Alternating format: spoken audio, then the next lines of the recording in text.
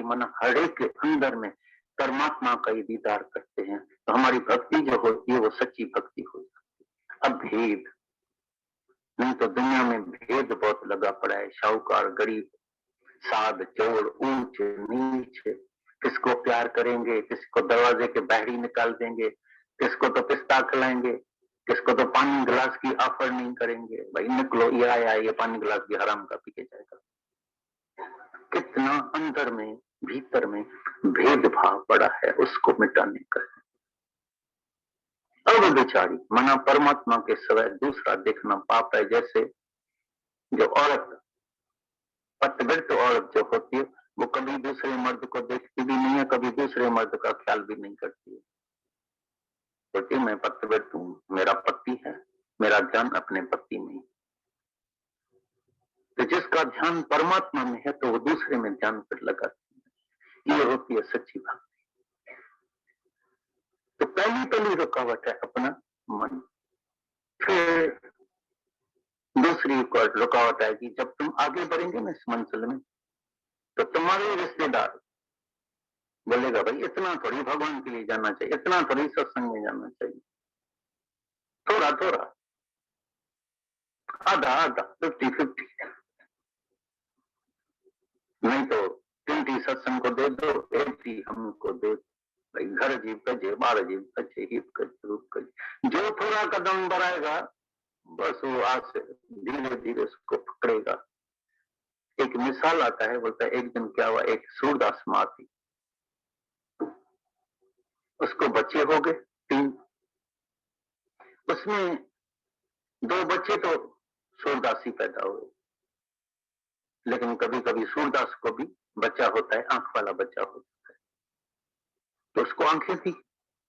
अभी जिसको आंखें थी वो तो घूमेगा, बोला चलेगा जो मेरा में घूम के आते हैं, बीच देख के आते हैं, कपड़ा भी अच्छा पहनेगा, घड़ी भी अच्छी पहनेगा।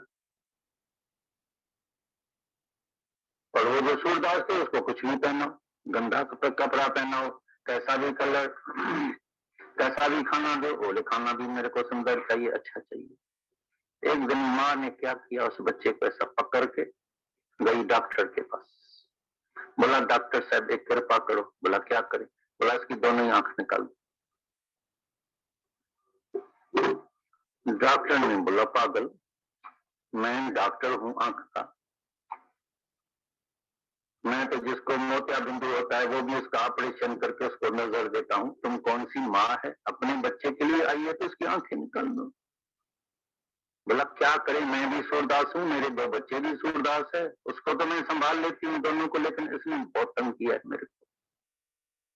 इसको खाना भी अच्छा चाहिए, पैसा भी चाहिए, घूमना भी चाहिए, सारा दिन भटकता है, धक्का खाता है, ये करता है, उसको तो मैं 2 लपड़ लगा के उधर ही बिठा लेती हूँ।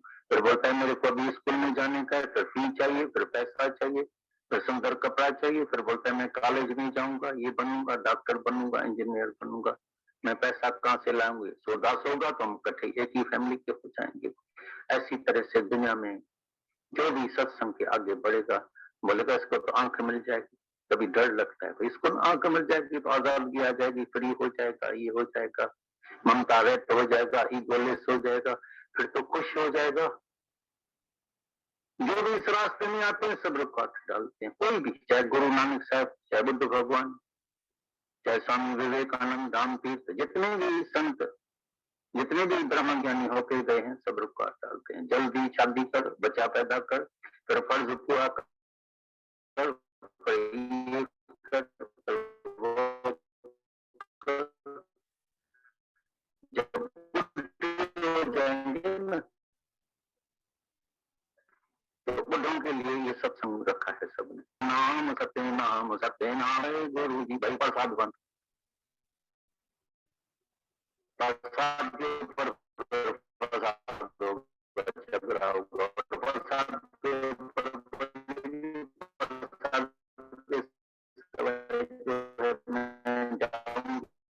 वापस मेरे को प्रसाद चाहिए। जो ज्ञान सुनेगा तो झूठाएगा, जाने भाना पड़ता है, चेंज करना पड़ता है, बड़ा कठिन है। जितना सुनना दम लगता है, पूरा जन्म लग सकता है। जो पुरानी आदतें पक्की हो गई है, अभी उसको चेंज करने में तुम देखना कितना समय लगता है।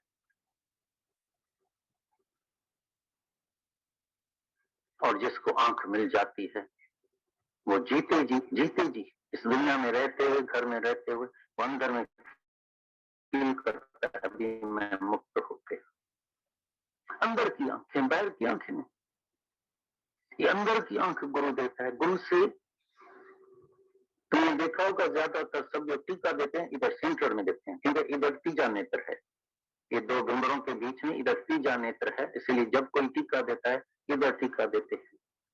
उसकी तीसरी आंख खोलने के लिए इधर तीजा नेत्र है, ज्ञान नेत्र है,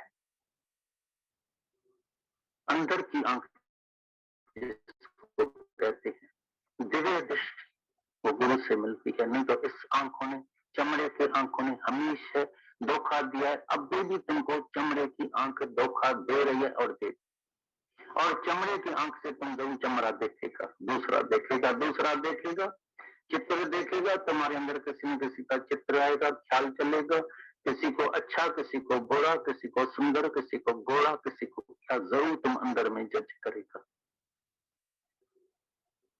इसीलिए गुरु के पास आते हैं, नहीं तो गुरु की कोई जरूरत नहीं है। शास्त्रों में सब ज्ञान लगा पड़ा है और तुम सबको सब ज्ञान है, बहुत का ज्ञान तुमने सुना होगा, बहुत संत इधर भी आते रहते हैं, ज्ञान सबके अंदर में, ऐसा कोई नहीं है तो किसके अंदर ज्ञान नहीं है, सबके अंदर है।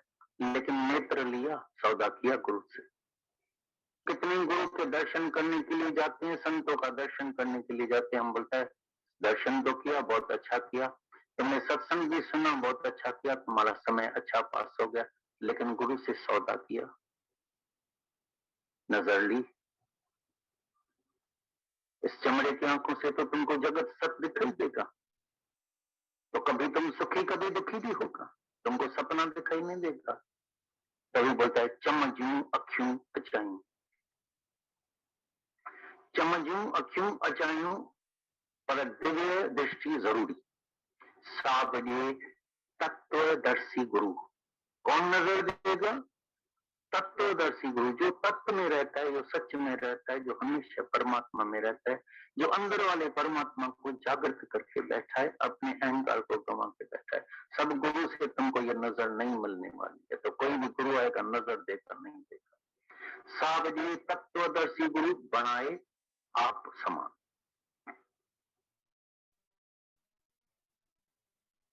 गुरु सच्चा तुमको आप समान बनाएगा। तो जो मैं हूँ सो तू है, जो तू है सो मैं हूँ, ऐसा नहीं मैं गुरु पूछ है बस हमेशा के लिए नमस्कार पांव पड़ते हैं, मैं तो भाई तेरा चेला हूँ, तू मेरा गुरु है। लेकिन सच्चा गुरु बोलता है जो तू है सो मैं हूँ, जो मैं हूँ सो तू है। आम ब्रह्मस्मयी तत्त्वमसि, आम ब्रह्मस्मयी तत्त्वमसि, मैं भी ब्रह्म हूँ, तत्त्वमसि तुम भी वो ही है, तुम भी ब्रह्म। लेकिन तीनों काल में तुम ये शरीर नहीं है, शरीर ऊपर से कपड़ा है, कवड़ है, शरीर पांच तत्व से बना हुआ है, शरीर पांच तत्व का पांच तत्व में मिल जाने वाला है, शरीर कभी भी किसी का अमर रहने वाला नहीं है, शरीर जो है मटका है, टूटने वाला है, राख होने वाला है, चलने वाला है। लेकिन तुम अमर आत्मा है, तुमको नहीं अग्नि जला सकेगी, नहीं तलवार काट सकेगी, नहीं हवा सुखा सकेगी, तुम सदा ही अमर है, अजर है, अविनाशी है, आनंद स्वरूप है, मुक्त स्वरूप है। बाकी मटका तो सबका जाने वाला है। हम हैरान होते हैं इतना सत्संग सुनने के बाद भी मन जो है मटके में फंसा पड़ा है, चमड़े में फंसा पड़ा है। जब मटका टूट जाता है मन से रोता है, हाय हाय करता है।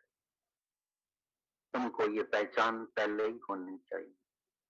तो सब ये मटके टूटने वाले हैं, चाहे अवतार क्यों ना आ जाए, चाहे कृष्ण आ जाए, चाहे राम, चाहे गुरु नानक आ जाए, जिसको हम पैगंबर समझते हैं, परमात्मा समझते हैं, लेकिन उसका भी मटका टूट जाता है।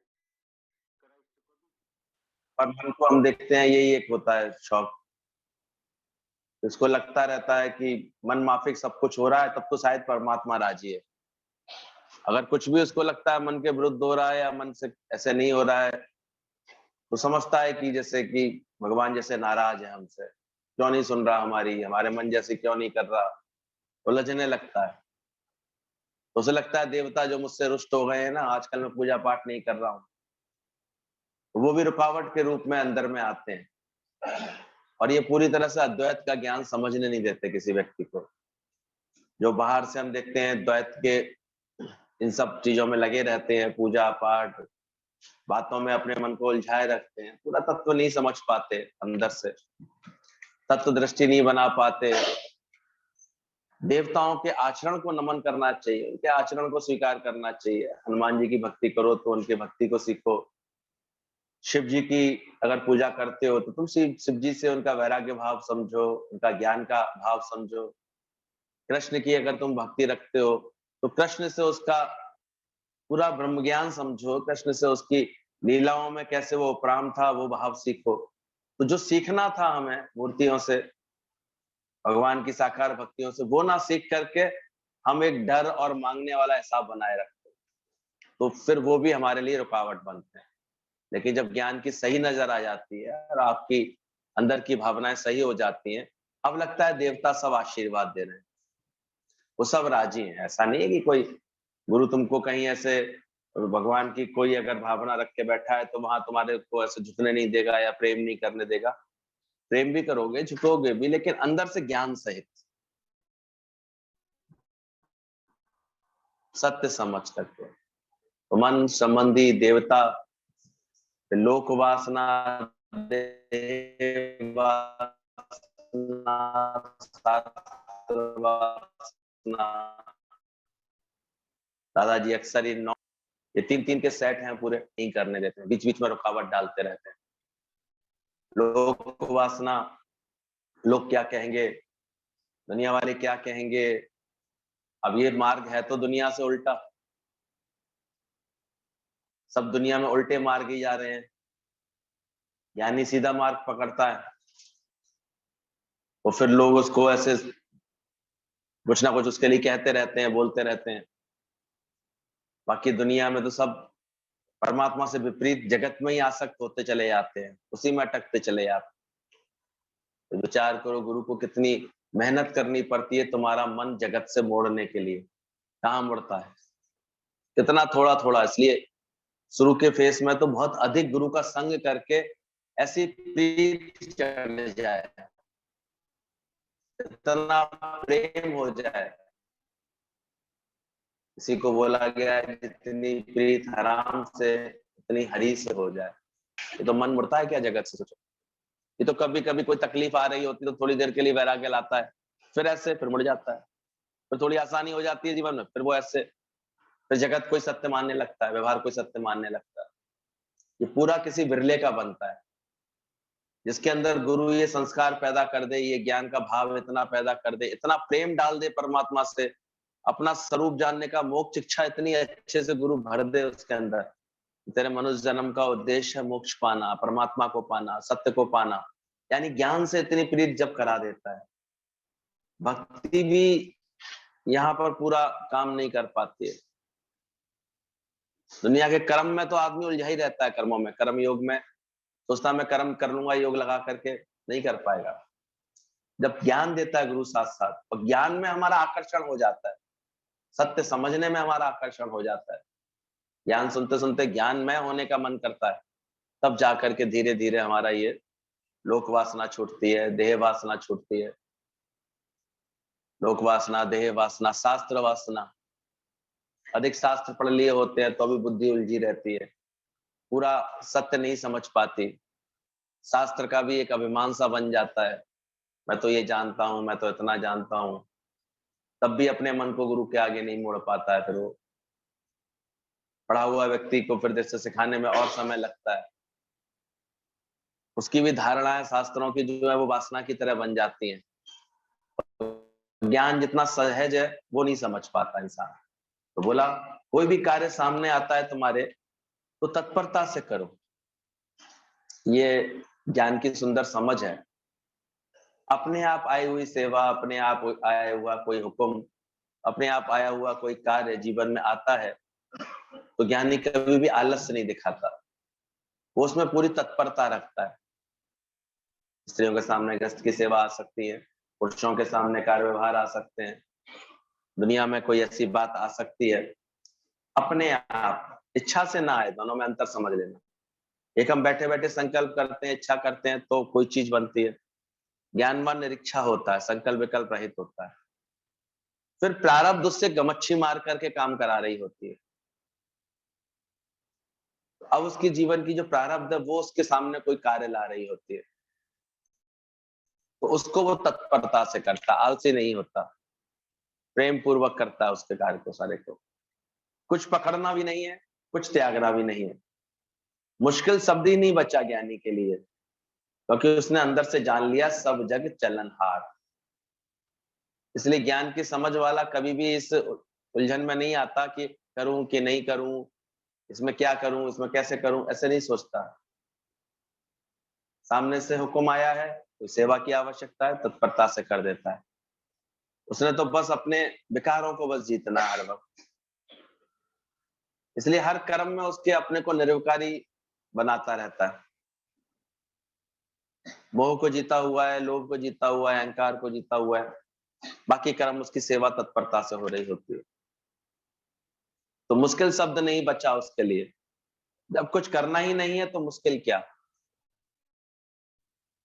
जब गुरु की कृपा से डू नथिंग बी नथिंग के भाव आने लगते हैं, इसलिए उसको कोई चीज मुश्किल नहीं लगती है। करन करावन आपे आप, उसको ऐसा लगता है कोई भी कार्य हो रहा है शक्ति भगवान की, मैं थोड़ी कुछ कर रहा हूँ, करवाना भगवान चाह रहा है, भगवान का कार्य।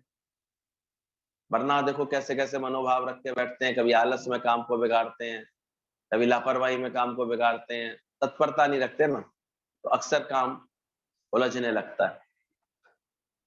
लेकिन एक व्यक्ति अपने समय पर सही तत्परता दिखाता है।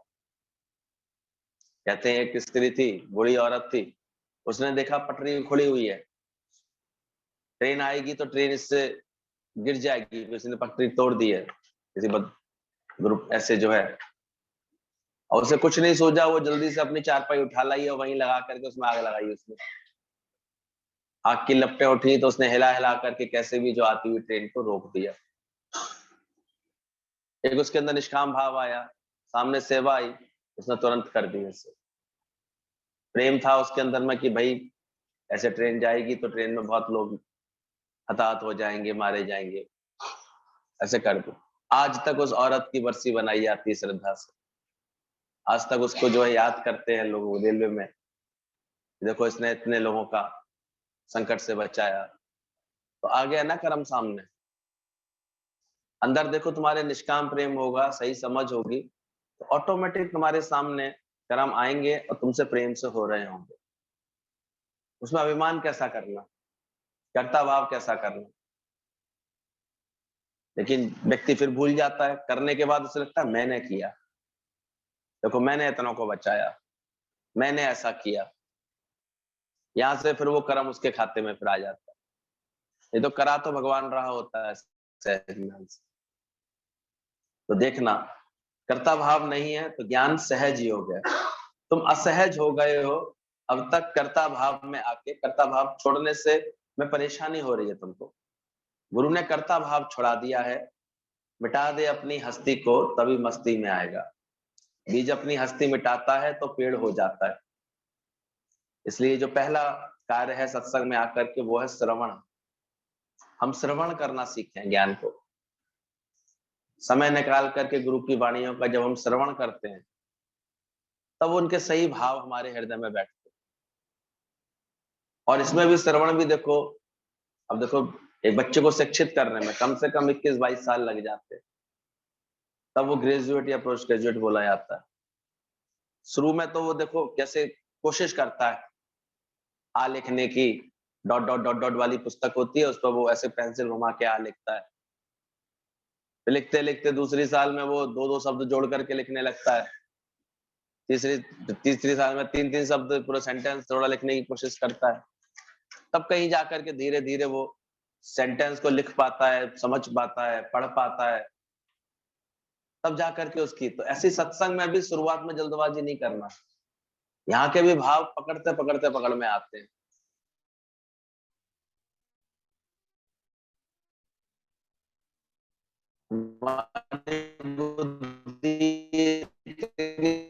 जगत में आसक्त रहती है, त्रस्त रहती है, उलझन में रहती है, तो गुरु के सारे भाव समझ नहीं पाता है इतनी जल्दी, ज्ञान के सारे वचन कैच नहीं कर पाता। इसलिए इसको समय देना चाहिए, वरना क्या जरूरत है। कोई ज्ञान ऐसी चीज होती है, गुरु ऐसे कृपा करे और तुम्हें बुझना आसान नहीं होता है। क्यों? गुरु ये नित्य का अभ्यास रखता है, नित्य का सत्संग रखता है।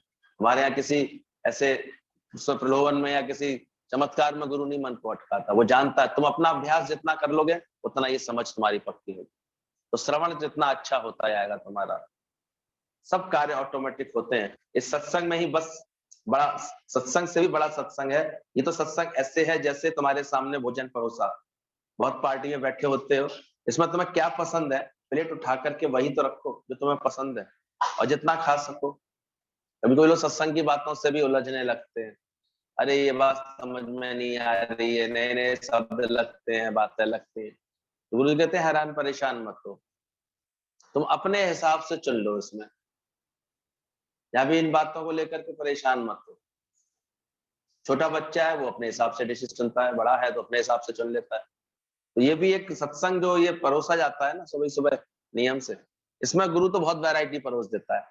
पर तुम्हारे लिए क्या, तुमको आज का वचन अच्छा लग रहा है वो लेके चलो। वो देखो तुमने खाया क्या, और खाया ही क्या, वो पचाया भी कि नहीं तुमने, ये देखो बस केवल कि आज मैंने क्या ग्रहण किया और फिर मैंने क्या उसको पचाया।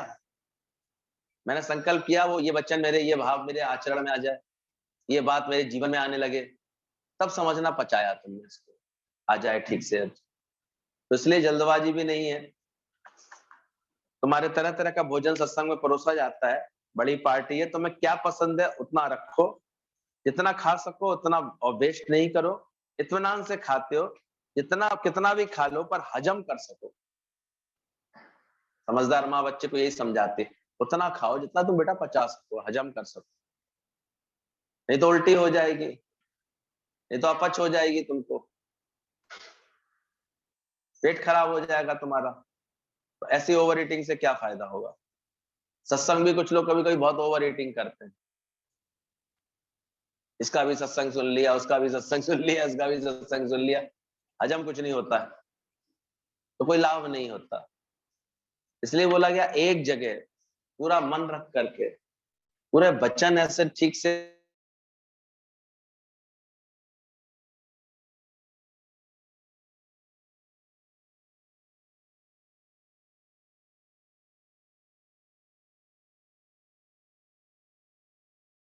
वचन को, और जितना भी हमको अपना खाना है भोजन उतना लें, भारी भी नहीं हो उसमें, हमेशा गुरु के ज्ञान के आभारी बने रहे। और फिर जितना इतना प्रेम अंदर में बढ़ता जाता है, ज्ञान के लिए शौक बढ़ जाएगा, उतना और लगन से तुम्हारा सुनने का शौक होगा अंदर से। तो ये बात भी समझना, सत्संग में उतना भोजन परोसा गया है, खाया कितना तुमने, हजम कितना हुआ तुम्हारे, अपने आप में सत्संग शुरू हो जाएगा। वो है असली सत्संग तुम्हारा। ये तो सत्संग गुरु ने किया, ये तो उसकी निष्कामता, उसका शौक है कि वो हर तरह का भोजन हमारे सामने परसता है। और हमने ठीक से सिस्टम समझ लिया। खाने का भी एक सिस्टम होता है, देखो स्टार्टर पहले खाए जाते हैं, सूप पहले पिया जाता है, फिर भोजन उसके बाद किया जाता है, पापड़ लास्ट में खाए जाते हैं। पानी तो बहुत से लोग पीते ही नहीं है खाना खाने के बाद, कहते हैं इससे हमारा पेट सही रहता है। तो इन सब चीजों को बहुत से लोग पानी पहले पीते हैं, 1 घंटे पहले ही पी करके रखते हैं।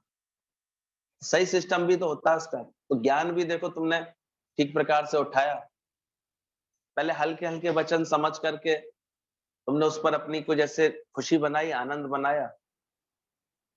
सीधे एकदम से आत्मा की बात कैसे समझ सकता है मन। पहले छोटी छोटी रहनी, आपस का प्रेम, ऐसे भेदभाव मिटाना, राग द्वेष मिटाना, ये आचरण बनाए अपना, धीरे धीरे उनको पचाए। जो मन में इतनी घुटन रख करके बैठे होते हैं, मन में इतने भाव बिगाड़ के बैठे होते हैं, पहले वो ठीक करो अपने अंदर के। मन अपने से बुरा मिटाना तो दिखे सकल सृष्टि साजना। जब तक तुमको नहीं दिखेगा तो मैं गुरु के वचन पे कैसे विश्वास होगा। गुरु तो कहता है सब है ही भगवान, पर हैव यू सीन, तुमने हजम किया, तुमने उसको देखने की कोशिश की। अंदर ही अंदर रोज के अभ्यास से ये परिवर्तन होता है। तो बोले इसको सत्संग बोलते हैं, जो सत्संग तुम्हारा चला गया, जो पेट में तुम्हारे चला गया, जिस वचन का संग तुम्हारे मन ने कर लिया, वो है सत्य का संग। केवल सत्संग में आकर के बैठ गए तो वो सत्संग नहीं हुआ, अभी पूरा सत्संग तभी बोला जाता है। तो बोला मनन, हाजमे की शक्ति अच्छी होनी चाहिए, नहीं तो फिर उल्टी आ जाती है। तो इतना मनन हो जो हजम कर सके, जितना मन मानता जाए यानी मनन होता जाए। त्योहार मनाया, जो त्योहार तुम्हारे मन को मानता है वही त्योहार तो मनाते हो। अब हिंदू है वो ईद में शांत रहते हैं, ईद नहीं मनाते। मुसलमान है वो तुम्हारी होली दिवाली शांत रहते हैं, तो होली दिवाली बड़े खुशी से मानते। मैं अपना अच्छा लगता है तुम करते हो, कोई जबरदस्ती थोड़ी है कि तुम्हें ईद मनानी है। ये तो सद्भाव है कि तुम, अब कोई मिल जाता है मुसलमान तो उसे ईद मुबारक कह देते हो, बाकी तुम अपना त्योहार ही तो मनाते हो। तो ज्ञान भी तो वही तुमको होगा जो तुमने खुद खुद पचा लिया होगा, खुद किया होगा, अनुभव में लाए होगे। अक्सर देखना, मनन करो फिर मनाओ, यानी खुशी करो। बोले 16 सितंबर को प्रकटीकरण दिवस तो सभी पहुंचे थे। गुरुजी जब गए थे पहली बार पंचमढ़ी, तो लौट करके ये वाणी इन्होंने बोली है, कैसे कैसे, पर इसका मतलब ये नहीं कि हम बर्थडे मनाते हैं गुरु लोग, पर तुमको घर से छुट्टी मिल जाती है। कितने ही ऐसे दिन हैं, कभी बोलते हैं क्या वैसे तो ये आत्मा अजर अमर अविनाशी है, फिर ये यहाँ पर जो है अभी 29 अप्रैल को फिर उमंग आएगी सबको, फिर 7 जून को उमंग आती है, फिर 23 अगस्त को उमंग आती है, 23 नवंबर को उमंग आती है, 16 सितंबर को सब पूरा दुनिया झूमने लगती है, सब तरफ से प्रेमी दौड़ते हैं दादा के पास।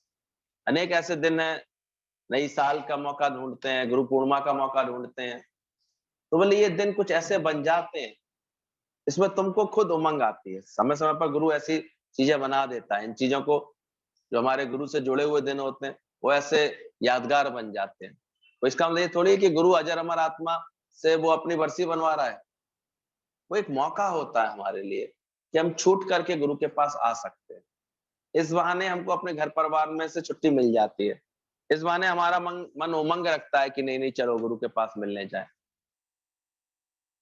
अभी भी हम देखते हैं दादाजी माउंट आबू में ही है, तो देख रहे हैं कि बहुत लोग जगह से लोग फिर से पहुंचेंगे उनके पास अपने आप ही। तो ये दिन जो आते हैं 29 तारीख, हम लोगों को भी दादाजी को याद करने का मिला है, ऐसे मौका मिलता है एक साल में, अच्छे से उनके हम आदर्श को देखें, उनकी बातों को याद करें। ऐसा महान गुरु जिन्होंने इतना सत्य का ज्ञान प्रकट किया हमारे लिए। तो बोले ये जो भी कुछ होते हैं, तुमको घर से इस बहाने छुट्टी मिल जाती है। अभी जैसे दादाजी पहुंचे तो कितने दिन से लोगों के अंदर में एक छटपटाहट थी, वो तृप्ति आई सबको, दौड़ पड़े इतने प्रेमी, जगह जगह से इतने इतने सारे लोग पहुंच रहे थे, हर शहर से जो दादाजी से और ज्यादा अधिक जुड़े हुए हैं, वहां से और अधिक से अधिक लोग पहुंचे हुए थे। तो कितनी इसमें उमंग आई, और उसमें जो है सामने गुरु की साकार भक्ति का भी मौका मिलता है, साकार सुनने का भी मौका मिलता है। तो बोले इस बहाने घर वालों से छुट्टी मिल जाती है। यहाँ वचन सुनते हैं आत्मा अविनाशी का, मैं अजन्मा अमर, कृष्ण के मिलने बाद से ये रहस्य समझ में आया। संगम हुआ वादियों की मौजली, मजा तुमने लिया, देखा तुमने स्टेज तुम्हारे लिए सजी, तुमने अपने अपने लिए किया, हम तो बस बैठ गए। ये देखा हम लोगों ने, सारा आनंद प्रेमियों को ही तो मिल रहा था। गुरु तो अपनी अजर अमर आत्मा में निश्चल बैठा हुआ है, लेकिन प्रेमी इतना उमंग रख करके पहुंचते हैं, उनको इतनी, इनकी मौज के लिए इतनी परमात्मा व्यवस्था करता है। तुमको त्योहार पर छुट्टी मिल जाती होती है, बाकी हमारे लिए तो हर दिन त्योहार है। आज दिवस आत्म दिवस है, तुमको बहाना चाहिए खुशी मनाने का, ज्ञानी अंदर से खाली है, अचाह है, फ्री और फ्रेश है। ये भी समझना, जिस दिन अंदर से ये भाव आने लगे तब समझना ज्ञान ठीक से समझ में आ रहा है। अब क्या है दिवाली, हम तो रोज दिवाली मनाते हैं, यानी कि रोज होली है, रोज दिवाली है। वो हर वक्त इसने आत्म स्वरूप में, अपने आनंद स्वरूप में ऐसे विराजमान रहता है। और गुरु का अच्छा संग करते हैं तो धीरे धीरे तुमको अपने अंदर भी ऐसा महसूस होता है कि जैसे रोज एक आनंद बना पड़ा है, रोज की एक खुशी बनी पड़ी है अंदर से। तुमको ज्ञान कड़वा इसलिए लगता है कि तुम गुरु को ऑब्जर्व नहीं करते हो। सभी जानते हैं ऑब्जर्वेशन पुअर थी तो बच्चे नहीं पकड़ पाए, और कड़वे घोल वाली उंगली कहाँ रख ली इन्होंने? मुख में रख ली थी, जबकि गुरु ने युक्ति से उंगली बदल दी थी। दोनों परीक्षा में, एक परीक्षा में तो पास हो गए, सहन शक्ति में तो बच्चे सब पास हो गए, लेकिन ऑब्जर्वेशन में वो नहीं कैच कर पाए और सबको सहना पड़ गया। तो बोले सहना भी उनको पड़ता है जो ऑब्जर्व प्रॉपर नहीं करते गुरु को। क्या गुरु को ज्ञान को लेकर के कभी भारी देखते हो? हाय सत्संग है, सत्संग का बड़ा बोझ है, सत्संग, कभी टेंशन देखते हो सत्संग की? सत्संग को अपनाना है, उतारना है, उसको लेकर के कोई गुरु को ऐसे कभी परेशान देखते हो? इतने लोगों को संभालना है, ऐसी कभी टेंशन आती है इसके अंदर? तो ठीक से गुरु को ऑब्जर्व करो। उसने पहले अपने अंदर बी नथिंग और डू नथिंग का भाव पक्का किया है, वो इन भावों में जीता है। ऐसे अभ्यास करके तुम भी ऐसा पक्का करो। तो बोला गुरु को ऑब्जर्व करो, बाकी तो ज्ञान सरल है, सहज है। गुरु ने कैसे माया से पीठ कर ली, गुरु ने कैसे अपना जीवन इसी कार्य में लगा दिया, यह ऑब्जर्व करो।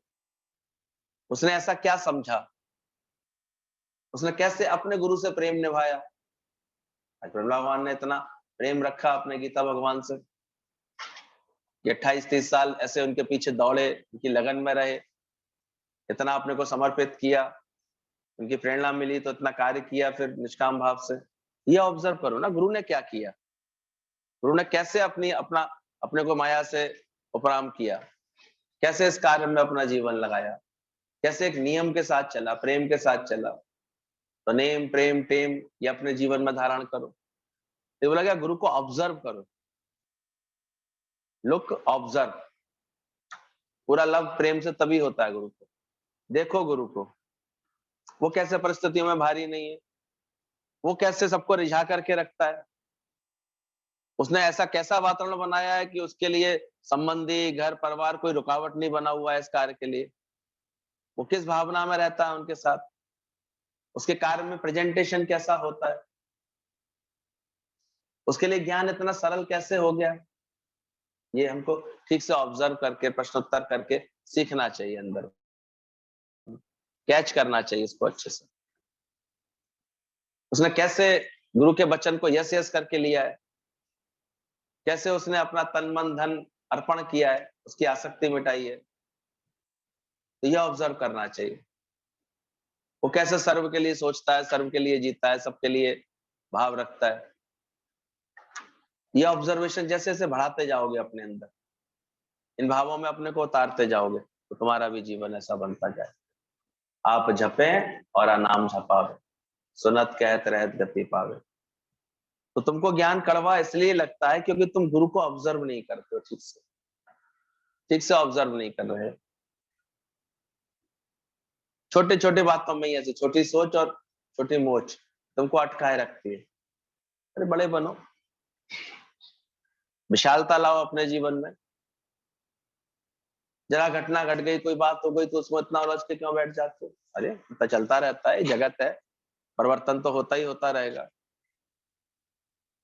गुरु को ऑब्जर्व करो, वो कब जाता है, कहीं पर कैसे जाता है, क्या करके आता है, कौन सा व्यवहार करके आता है। तुम्हें तो लगती नहीं नहीं नहीं कोई मर गया, जाना बहुत जरूरी है। और गुरु जाता है तो क्या करके आता है, कहीं जाता है तो वो किन भावों से जाता है, कौन सा कार्य करता है फिर उस जगह।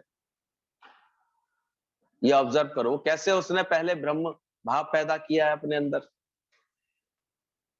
वो प्यार करे अनजान से, ये ऑब्जर्वेशन करो। हमको तो देह अध्यास ऐसे रोकता रहता है, अरे हम तो जानते नहीं थे, हम कैसे बात करते। ऑब्जर्व करो, सीखो, आत्मा करके जानो सबको, भगवान करके जानो सबको, प्रेम करके जानो। कितनी विनम्रता से व्यवहार करता है वो, कहीं भी करता है, ये ऑब्जर्व करो। कैसे गुरु हमेशा चरण धूल तेरे जन की होगा। कभी देखा गुरु को कुछ बनते हुए, कुछ ऐसे व्यवहार करते हुए, कुछ अकड़ के बात करते हुए, कुछ तेजी में ऐसे करते हुए, किसी का ऐसे दिल तोड़ते हुए। धीरे धीरे ऑब्जर्व करो इस बात को। हम तो जब जब भी जाते हैं यही सब ऑब्जर्व करते हैं, मैंने कि इतना प्यार कैसे कर लेते हैं भाई। नए से नए व्यक्ति से भी ऐसे प्यार कैसे कर लेते हैं, और कैसे सहज अपनी ज्ञान की मस्ती में मस्त रहते हैं, ज्ञान के नियम में बंधे रहते हैं, सत्संग के नियम में बंधे रहते हैं। ये सब ऑब्जर्वेशन होनी चाहिए, और उसके लिए संग करना पड़ता है, नहीं आती है तो ठीक से गुरु को ऑब्जर्व करो। बाकी तो ज्ञान सरल है, सहज है, जो तुमको मर्जी पहनो नहीं पहनो तो भी कुछ नहीं, जरूरी कुछ भी नहीं है। कोई मंत्र का जाप व्रत तप करने को नहीं बोलते, इसलिए मीरा की तरह नाचना है, ड्रामा करना है, तो तुम इतने इतने मीरा भाव और गोपी भाव में आ जाओ, बिजी रहो उतने समय, तो अपने आप कर लोगे। किसी की कॉपी करने की कोशिश नहीं करो, तुम आ जाओ मीरा भाव में, गोपी भाव में। वो तो नाच पाया, हम तो नहीं नाच पाए, और तुम लाते अपने अंदर गोपी भाव को, मीरा भाव को लाते, तुम भी कर लेते। उस भाव को देखो ना, उसके अंदर कौन सा भाव था। अक्सर हम केवल ऊपर ऊपर की नकल करने की कोशिश करते हैं, कंपटीशन करने की कोशिश करते हैं। किसी का भाव को पहचानो कि उससे कोई सेवा हुई, कोई कर्म हुआ, तो उसका भाव कैसा होगा, उसका प्रेम कैसा होगा, कैसे अंदर में नम्रता का भाव होगा, तभी उसने किया होगा ऐसा। किसी की उन्नति देखो सत्संग में, तो देखो उसका अंदर से गुरु से कितना अंदरूनी प्रेम होगा, उसका लगन होगी, उसकी समर्पण होगा उसका, तब तो कोई आगे बढ़ता दिखता है। तो ये ऑब्जर्वेशंस रखा करो अपने अंदर, ये सीखो अंदर से।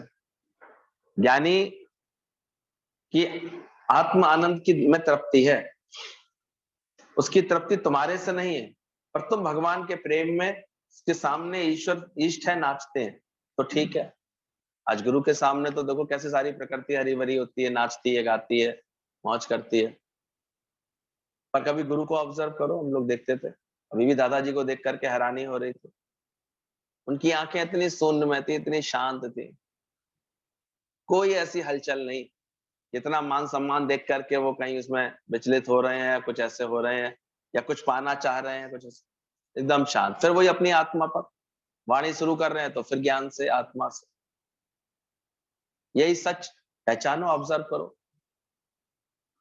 दुनिया तो थोड़ी प्रशंसा में ऐसे फूल के छत पे बैठ जाती है, जाकर के पंखे के ऊपर अटक जाती है, और थोड़ी निंदा होगी तुम्हारी तो ऐसे धरती, कैसे धरती फटे, अभी अभी समा जाऊं, मेरे लिए ऐसे बोल दिया, मेरे लिए ऐसे बोल दिया। तो मान अपमान में संभाव रखना सीखो, उपराम हो जाओ। गुरु ने भी अभ्यास से पाया है, तुम भी अभ्यास से पाओ, ठीक से अभ्यास करो। तुम्हारे अंदर अभी कड़कपना क्यों है, तुम्हारे अंदर अभी ऐंठ क्यों है, तुम्हारे अंदर अभी किसी बात को लेकर के सहजता क्यों नहीं है, तुम अभी भी ज्ञान के वचनों पर लेकर के क्यों ऐसे अड़े आते हो, फिर बहसम बहसी करने लगते हो। ठीक से ऑब्जर्व करो, बहस की गुंजाइश क्या है, ये सही है ये गलत की परिभाषाओं में क्यों आने लगते हो। प्रेम का जादू चलाना सीखो। ये सब ऑब्जर्वेशन जब हम करते हैं, तुम भी गोपी भाव में रहो। बिना गोपी भाव के कृष्ण मिलने वाला नहीं। भक्त समर्पण के भाव में कैसे भी दिखता है। कई शांत में समर्पित भाव में रहते हैं, वो अपनी प्रसन्नता में प्रेम भाव में रहता है। जो शांत होते हैं, समर्पित होते हैं, वो देखो अपने अंदर जल्दी प्रसन्नता पा लेते हैं। नहीं तो भांत भांत के देखो, सबके अपने स्वभाव संस्कार अलग अलग होते हैं। एक तो थोड़े ही समय में बड़ा आनंद पाता दिखाई देता है अपने अंदर, जल्दी समर्पित हो जाता है उसका जीवन। हो सकता है उसके पिछले जन्मों का योग ऐसा हो, जैसे ही गुरु मिला उसका जीवन ऐसे, उसकी ज्योत जल गई, उसको आनंद मिल गया, उसके मन ने गाने लगा, मुझे मिल गया बिछड़ा मीत। उसका भाव है, वो अपने भाव से पाता है। एक आवश्यक शर्त यह है कि गोपी भाव रखना जरूरी होता है अगर भगवान को पाना है। कृष्ण को किसने पाया, किसने पहचाना, गोपियों ने पहचाना। तो इसलिए बोला तुम भी गोपी भाव में रहो। बिना गोपी भाव के कृष्ण मिलने वाला नहीं। पुरुष परमात्मा की शादी स्त्री भाव से ही होगी। परमात्मा को पुरुष बोला गया ना, इसलिए आप देखो कबीर ने ये बात पहचानी और फिर अपने दोहे में ये बात लिख डाली कि हरे मेरे पियू और मैं हरि की बहुरिया। हरि कौन है मेरे, परमात्मा मेरे पति हैं, और मैं हरि की बहुरिया। अपने को ऐसे स्त्री भाव एक समर्पण का प्रतीक।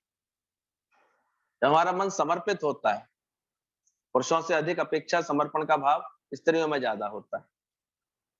इसलिए जो सत्संग में पुरुष भी आते हैं ना, उनको गुरु ये प्रेरणा देता है, पहले अपने अंदर गोपनीय तत्व पैदा करो, समर्पण का भाव पैदा करो, अर्पण की बुद्धि। एक स्त्री देखो पूरा समर्पण करके आती है ना पुरुष के पास, तुम भी अर्पण, जिसमें अहंकार ना दिखे, जिसमें कोई हट ना दिखे, जिसमें कोई ऐसे कोई जटिलता ना दिखे, ऐसे समर्पित होने लगते हो गुरु को तो जल्दी पा लेते हो। तो गोपी भाव, ग्वाल भाव, सरल भाव, ऐसे गोपनीय तत्व को जानने वाला, ये जब मानने लगते हैं। अभी तक लड़का मर्द मानेंगे तो झुकने में प्रॉब्लम होगी अपने आप को। नमन इसलिए बोला गया, ना मन ना रहे तुम्हारे अंदर, स्त्री पुरुष के गुण एक दूसरे में आ जाए। प्रेमचंद ने अपने रचनाओं में ये बात बड़ी अच्छी लिखी हुई है, बोले एक अगर स्त्री के अंदर पुरुष के गुण आ जाते हैं तो वो कुलटा कहलाती है। यानी पुरुष के गुणों में ऐसी विकृतियां हैं, उसमें दम्भ है, अहंकार है, कर्कशता है, अपने बल का वो है, अभिमान है, अपनी जिद्द है। अभी तो देखो कितनी ईगो टकराती है आपस में पुरुषों के अंदर। तो जब पुरुषों के लक्षण स्त्रियों में आ जाएंगे, अगर जब स्त्रियां भी कुछ ऐसे व्यवहार करती हैं कर्कशता से, ऐसे बड़े कड़क होकर के, बड़े ऐसे दम्भ के साथ, रूल करने के हिसाब से कि मैं तो यहाँ की मालकिन हूँ, सेठानी हूँ, ऐसे करके, तो बोला वो उल्टा कहलाती है, फिर वो अच्छा आचरण नहीं होता उनसे। और इसके विपरीत अगर पुरुषों में स्त्रियों के गुण आ जाएं, स्त्रियों के जो सहज गुण होते हैं, समर्पण का, प्रेम का, सेवा का, सहनशीलता का, नम्रता का, ये गुण अगर पुरुष वर्ग में आ जाते हैं तो वो देवता समान हो जाता है। क्या ख्याल है?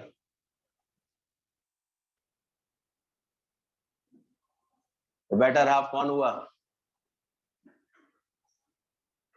तो हमको ये शौक होना चाहिए कि हम इन गुणों को जल्दी से जल्दी अपने जीवन में, और स्त्रियों को तो बहुत सावधान रहना चाहिए, ऐसे गुण ना कभी पैदा हो रहे हैं अंदर में हमारे, कठोरता के। अरे नम्रता हो, मीठा स्वभाव हो, ऐसे प्रेम का स्वभाव हो अंदर से, सच्चे मन से गुरु को समर्पित हो जाती हैं। स्त्री सच्चे मन से प्यार करती है, तो तुम भी सच्चे मन से गुरु को समर्पित हो जाओ। सूफी संत अपने को स्त्री भाव में मानते हैं। सूफी संत होते हैं जो भी, आप देखो, वो अपने को ऐसे मानते हैं कि बस जैसे परमात्मा हमारा आशिक है, हमारा वह पुरुष है और हम स्त्री हैं। तो ऐसे उन्होंने बहुत सारे भजन गाए हैं उसके प्रेम में झूम झूम करके। कितने लोग देखो इतने इस भाव से जुड़ते हैं परमात्मा से, अपने अंदर ये गुण पैदा करते। अगर भक्ति आई है तुम्हारे हृदय में, ज्ञान की समझ आई है, तो विनम्रता करते हुए, झुकते हुए, सबको प्रेम करते हुए, सहज भाव से आनंदित होते हुए, सबको समर्पित होते हो, तभी तो जीवन अच्छा लगता है। और सत्संगी का जीवन क्या कहलाता है? अकड़ता हुआ, भड़कता हुआ, किसी पे तड़कता हुआ, ये अच्छा लगेगा कभी जीवन? मिटा दे अपनी हस्ती को, तभी मस्ती में आएगा। सुनते सुनते पक गए कान। मस्ती में कब आएगा? तो पंडित जी मिटा दे अपनी हस्ती को। पीछे बैठने लगे, कोई चक्कर हो गया? आगे बैठो तो जब तक अच्छी तरह हस्ती गायब करी जाए। मिटा दे अपनी हस्ती को, तभी मस्ती में आएगा। खुद ही जब छूट जाएगी तो खुदा मस्ती में आएगा। तो ये रहस्य को समझना, जितना तुम्हारे अंदर गोपनीय तत्व पैदा होगा, कृष्ण कृष्ण कृष्ण कृष्ण भगवान बसा रहेगा, तो कृष्ण भगवान बसा रहेगा। भक्ति स्त्री रूप में है और भगवान पुरुष रूप में है। ऐसे ही भक्ति पुरुष को आकर्षित करती है। यानी परमात्मा को जब हमारे हृदय में भक्ति आती है, तब परमात्मा हमारे अंदर आकर्षित होता है। ये बोला गया भक्ति का भाव, अनेक अर्थ बताए गए हैं, वहां से भरपूरता आ जाए अंदर में, जीवन में ऐसी करुणा बहे सबके लिए, एक पूर्णता का, तृप्ति का एहसास जब आता है, उस पर भगवान आशिक होता है। सच्चे भगत पर भगवान आशिक हो जाता है। और उसके अंदर ऐसा आचरण होता है कि कभी भी अपने को ऐसे प्रकट नहीं करना चाहता। इतनी विनम्रता होती है उसके अंदर। सीता माता की खोज करके पूरी लंका को आग लगा करके सबरे असुर दलों के अंदर भय उत्पन्न करने के बाद चूड़ामणि लेकर के जब भगवान के पास लौटे हनुमान जी, तो बताते हैं कि सबसे पंक्ति में सबसे पीछे और नीचे बैठे हुए थे वो, और जामवंत जी उनकी प्रशंसा कर रहे थे, तब भी गर्दन उठा करके नहीं देख रहे थे। जामवंत जी सारा संदेश रामचंद्र जी को दे रहे थे। भाई किसने किया है काम? आपके प्रिय हनुमान ने किया ये काम। हनुमान जी सबसे नीचे। बोले क्या बात है हनुमान जी, ऊपर क्यों नहीं देख रहे हो? बोले झूठ बोल रहे हैं। बोले मैंने नहीं किया है। बोले तुमने नहीं किया है तो फिर किसने किया है? बोले मुझे नहीं पता, मैंने नहीं किया है। राम जी बोले मैं तुमने नहीं किया तो क्या मैंने किया? बोले बिल्कुल सही बोले, आप नहीं किया है, ये आपकी अंगूठी का प्रताप था, ये आपका प्रताप था जो मुझसे करवा रहा था। तो भक्त हमेशा किस भाव में रहता है? तो किसका प्रताप है? कौन करा रहा है? कौन चला रहा है? तो मैं ना कर बावरे खाली दोनों हाथ। हमेशा अंदर से लगे। बोले मान बढ़ाई जब से आई तो किस्मत मेरी फूटी। हमेशा ही सावधानी लगे अंदर में। कभी हमारे यहाँ बोला जाता ज्ञानी कभी मत बनना, प्रेमी बनना हमेशा। ज्ञानी को मतलब ज्ञान का अहंकार होना, और ज्ञान का अहंकार अगर आ गया तो बिल्कुल हालत ऐसी है तुम्हारे जीवन में जैसे ऊंट आके घर में मर जाए। गुरु जी क्या करते थे, बिल्ली आकर के मरेगी घर में तो उसको उठा के गंगा जी छोड़ाओगे, कोई दिक्कत नहीं। लेकिन ऊंट घुसा अंदर में और ऊंट मर जाए घर के अंदर आके, अब क्या करोगे? सारे खिड़की दरवाजे तोड़ने पड़ेंगे। अगर ज्ञान पने का अहंकार आ गया, मैं बड़ा सत्संगी, मैं बड़ा ऐसा, मैं ऐसा, तो समझ लो ऊंट आके मर गया तुम्हारे अंदर। अब तो तुम्हारे मरने के पीछे ही तुम्हारा पिंड छोड़ने वाला है।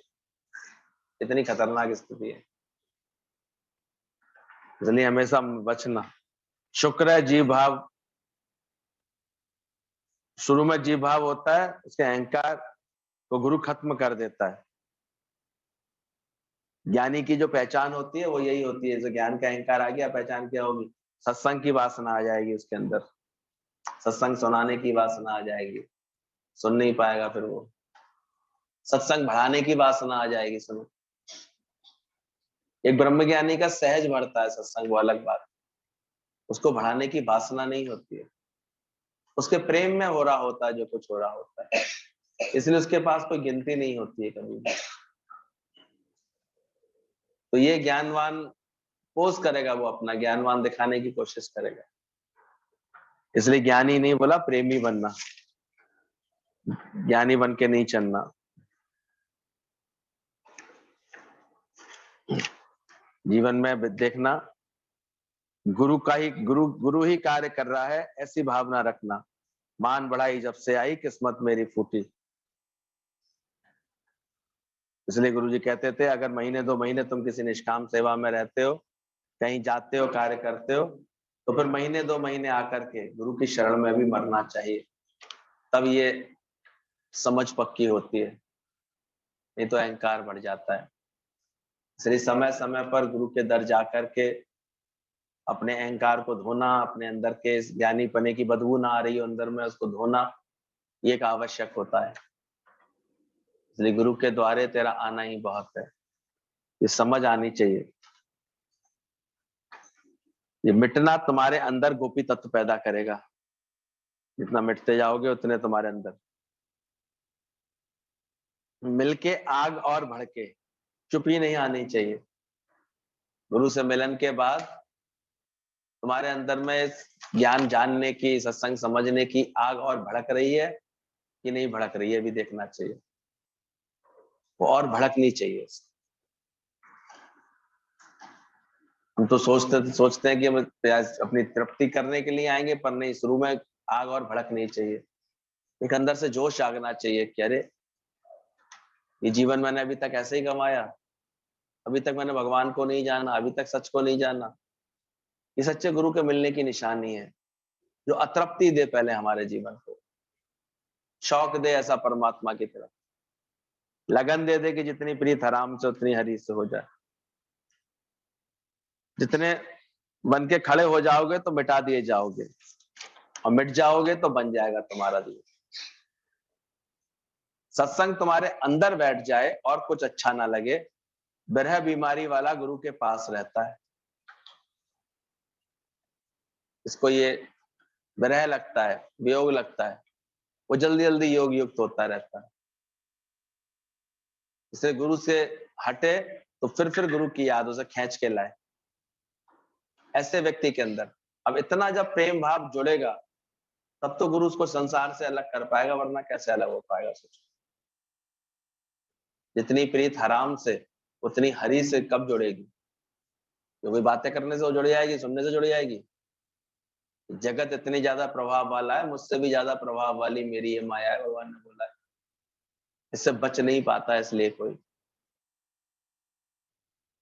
इसलिए जो गुरु में इतना प्रेम बढ़ाता है अपना, और कुछ अच्छा ना लगे, जैसे बीमारी लगी आती है ना, विरह की बीमारी, फिर और कुछ खाना पीना, घूमना फिरना, आना जाना, कुछ और उसको भाए नहीं। अभी तो बड़े मजे से प्रोग्राम बना के आके बता देते हैं, हमको यहाँ जाना है, शादी में जाना है, इसमें जाना, हम समझ जाते हैं पहले ही तुम्हारी पसंद है, चॉइस है, तो जाओगे ही तुम। पर अंदर से ना अच्छा लगे, अंदर वाला क्या करे, तेरी बैकुंठ को जा साथ संगत ना हो। फिर वो अपनी प्रकृति सहज ऐसी बना लेता है। फिर उसको बुलाने के अगर किसी को भाव आता है ना, खींचता है कोई इसको संबंधी भी, अगर तो वो गुरु से आग्रह करेगा, अरे इसको दो छोड़ दीजिए ना, एक दिन हमारे पास भी आ जाए। और नेचुरली उसका भी प्रीत गुरु से होगी। शुरू में ऐसी लगन लगी तो हमारी सारी बुआ भी धीरे धीरे रंगने लगी। अब फिर वो गुरु जी को खींचती थी सीधे। बच्चों की शादी, एक प्रोग्राम नानी की तरफ से होता है, बात का मामा की तरफ से होता है, तो हम हैरान होते थे। फिर उनके भाव पूरा करने के लिए 2 शादियों में तो गुरुजी खुद चले, एक नोएडा वाली में और एक इंदौर वाली शादी में। वो चांस ऐसा पड़ता चला गया, यहाँ आए थे तो वहां तक चले गुरुजी, फिर उनकी पहली शादी में इंदौर तक, और एक बार नोएडा में बुआ जी ने खींचा वहां पर ही। फिर आरती दीदी को भेजा दूसरी शादी में। सिर्फ क्यों? क्योंकि इतना, केवल गुरु के अलावा कोई बात होती नहीं थी। साड़ियां भी गुरु के यहाँ से खरीदी जाती थी, इनके यहाँ से खरीदते थे तो गुरु जी को पता लग जाता था, और वो खुद कार्ड पहुंचाने जाते थे। फूफा जी लोग जाकर के लखनऊ इस बहाने मिलने जाते थे, वो लोग कहने जाते थे हमारे यहाँ शादी है, आपको आना है। तो कोई इतना भाव और प्रेम, अब गुरु जी को तो फिर प्रेम के खिलाड़ी तो थे ही वो। जहाँ भाव देखते थे, प्रेम देखते थे, तो फिर वहां पर रंग जमाए आते थे। उज्जैन का सत्संग ऐसे ही बन गया, इंदौर का सत्संग भी ऐसे ही बना शुरुआत में। सब जगह अभी तक सब गुरु जी को याद करते हैं। क्या था? सिर्फ प्रेम का ही भाव तो था, और क्या। तो इतना गुरु को प्रकट करने का शौक हो जाए। गुरु रूठ जाए तो बार बार लगे कैसे रिझाएं, कैसे मनाएं। ये प्रेम की पहचान होती है। ये थोड़ी कि अरे अब रूठ गए हैं तो हम क्या करें इसको, वो छटपटा जाता है। गुरु अगर कुछ बोले भी, गाली भी उस गुरु की उसको मिठाई भोग जैसी लगे अंदर में, तब समझना उसका गुरु से प्रेम है। खुद को गंवा के तुमको पाऊं, ईश्वर में गुरु के विचारों में एकाकार हो जाए, द्वैत हट जाए, ऐसा प्रेम शुरू हो जाए। प्रेम बढ़ने लगा गुरु से, संसार की ममता अपने आप घट जाएगी। डर नहीं रहेगा, ऐसा ना हो जाए। नहीं होने वाली बात नहीं होगी, होने वाली बात होगी। यानी इतना हुक्म में राजी रहता है। अच्छे भाव पैदा होते हैं, कहते हैं कल से करेंगे, नहीं अभी से शुरू करो। अभी कोई अच्छा संकल्प आता है तो मन टाल देता है, कल करेंगे, कल से देख, कल से ये काम करेंगे। गुरु जी कहते थे नहीं, ये रावण वाला स्वभाव है। नहीं तो फिर क्या होगा, ये चीज टल जाती है। आज से, नाउ और नेवर, अभी से शुरू करें ऐसे। तुरंत किसी को भाव, कुछ भेजने का, कुछ बताने का भाव आए, तुरंत गुरु कहता है उस कार्य को पहले करो। इतना गुरु हमारे चित्त को निष्कामी बनाना चाहता है। कहते थे अंगीठी पलट के चले जाओ, ये नहीं कि पहले सब्जी बना तो लें, रोटी बना तो लें, फिर चले जाएंगे, चलो उसकी खबर आई है। नीता माँ ने डांट लगाया एक बार नीना मम्मी को, बोले तुमने इतना भी इंतजार क्यों किया, 4 कोयले बेकारी तो हो जाते अंगीठी के, खाना लौट के बना लेती, वो भूखे मर नहीं जा रही थी, और उसकी खबर आई थी तुम उसके पास चली आती। और हुआ भी ऐसे, खबर आई उस वक्त नहीं गए, थोड़ी देर बाद निकले, 1-2 घंटे बाद खाना वाना खा के, तब तक वो फिर अपने वहां से चली गई थी। उसको प्यास थी थोड़ी ज्ञान की। इतना अंदर से हम देखते हैं, किसी की ज्ञान की प्यास हो, तुम इतना उसके लिए भाव रख सको। अभी तो ऐसी निष्कामता और ऐसा प्रेम और प्रेरणा भी देना खत्म हो गया, हम तो देखते हैं। ऐसे जीवन बने इन लोगों के, इतना इस सत्संग के लिए इतना मन रखा, ये तो फिर से मन नहीं जगत में अटक जाता। दुनियादारी, लोकारीति, जगत के कार्य, जगत के व्यवहारी इतने सत्य भासते रहते हैं, कैसे पक्के होंगे सोचो। इतनी प्रीत है, अगर अपना जीवन का शौक हो तो इतना प्रेम बढ़ाना पड़ता है सत्संग को लेकर के। अच्छे भाव होते हैं प्रकट तो कहते हैं कल करेंगे। संसार के राग को, शरीर की प्रीत को ईश्वर से लगाओ, जैसी प्रीत हराम से वैसी हरि से हो जाए। फिर भी शरीर से बहुत प्यार है तुम्हारा, इतना हरि से लगाव हो जाए। राधा कृष्ण का ध्यान करते करते श्याम हो गई और पूछने लगी सखियन से, मेरी राधे किधर गई। तो हम भी इतने परमात्मा के प्रेम में खोने लगे कि फिर अपने आप ही हमको लगे कि अरे कहाँ गए हमारी सखियां, कहाँ गई, राधे किधर, जगत कहाँ रह गया, कहाँ छूट गया। आज गुरु के दर पर जो लोग हो, क्या उन्हें क्यों ये पसंद आया वहां माहौल, वहां कोई जगत का चिंतन था, कोई ख्याल था, कोई बात थी दूसरी, सब भूल गए थे गुरु के आगे सब चीज। तुम भी सल भूल जाओ बिसर जाए।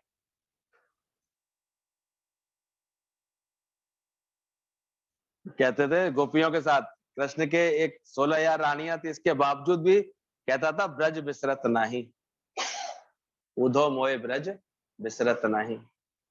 गोपियों के साथ तुमने इतने दिन रहे, फिर रोती क्यों रहती हैं। चलो मैं समझाने आता हूँ, उद्धव ने यही तो कहा था। तो गोपियों ने क्या जवाब दिया, विरह की अग्नि में कहीं तुम्हारी ज्ञान की पोथी ना जल जाए। उद्धव जी गोपियों के प्रेम में गोपी बन करके आए, फिर लौट करके बोला मंत्र मिल गया। कौन सा मंत्र मिला था उद्धव को, क्या है, प्रेम जगत में और कोई कर ले सबसे प्यार, और कोई प्यार नहीं, हरि से ऐसा प्यार कर। ये सब कथाएं केवल सुनने और मनोरंजन के लिए नहीं है, ये वास्तविकता है। जब ये हम अपने जीवन में महसूस करेंगे तभी परमात्मा की भक्ति परवान चढ़ेगी, इससे पहले नहीं चढ़ेगी। इतना ज्ञान का, सत्संग का शौक आता है, लगन लगती है, ऐसी गोपियों जैसी अवस्था है।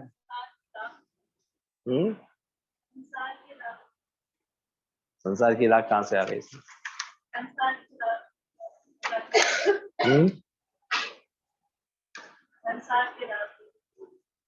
संसार कहां से बोला मैंने, तुम्हारे अंदर में संसार है क्या?